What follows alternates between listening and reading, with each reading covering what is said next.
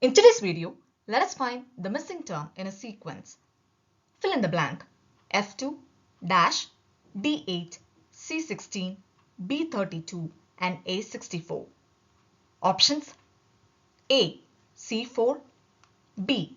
E4, C. C2 and D. G16.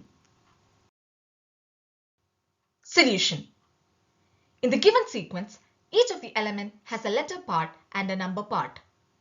The letter part forms the pattern F, E, D, C, B and A. The number part forms the pattern 2, 4, 8, 16, 32 and 64. Thus, the missing term is E4. Hence, option B is the right answer.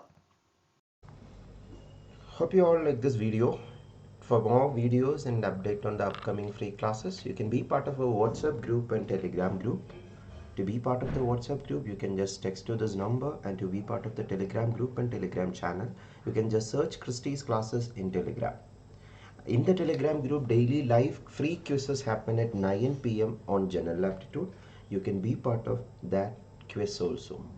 And if you want live free classes for General Aptitude, you can download Unacademy mobile application and search this profile Christy Varghese, and you can see 300 plus pre-recorded videos, and upcoming daily live classes happen at 11 a.m.